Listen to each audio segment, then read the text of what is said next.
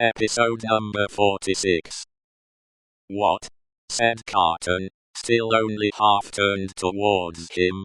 "Do you expect, Mr. Darnay?" "The worst.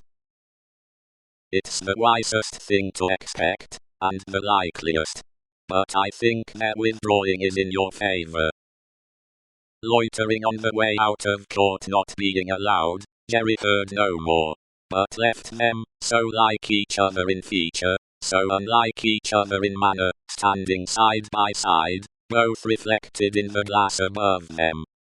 An hour and a half limped heavily away in the thief and rascal crowded passages below, even though assisted off with mutton pies and ale.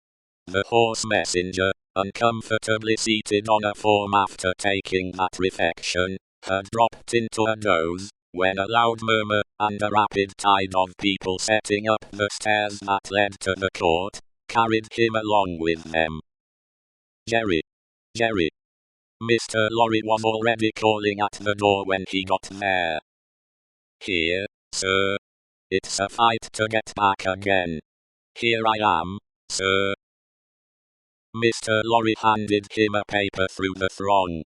"Quick. Have you got it?" "Yes, sir." Hastily written on the paper was the word, "acquitted." "If you had sent the message, 'recalled to life,' again," muttered Jerry, as he turned, "I should have known what you meant, this time." He had no opportunity of saying, or so much as thinking, anything else, until he was clear of the Old Bailey, for the crowd came pouring out with a vehemence that nearly took him off his legs, and a loud buzz swept into the street as if the baffled blue flies were dispersing in search of other carrion. Roman 4. Congratulatory. From the dimly lighted passages of the court, the last sediment of the human stew that had been boiling there all day, was straining off, when Dr. Manette, Lucy Manette, his daughter, Mr. Lorry, the solicitor for the defense, and its counsel, Mr. Stryver, stood gathered round Mr. Charles Darnay, just released, congratulating him on his escape from death. It would have been difficult by a far brighter light to recognize in Dr. Manette, intellectual of face, and upright of bearing, the shoemaker of the garret in Paris. Yet, no one could have looked at him twice, without looking again.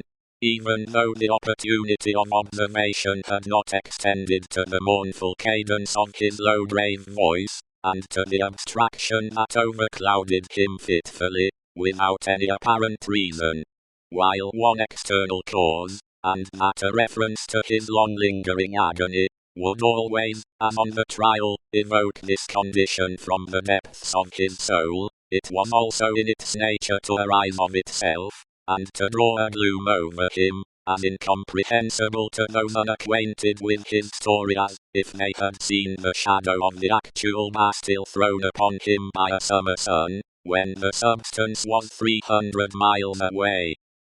Only his daughter had the power of charming this black brooding from his mind. She was the golden thread that united him to a past beyond his misery, and to a present beyond his misery. And the sound of her voice, the light of her face, the touch of her hand, had a strong beneficial influence with him almost always.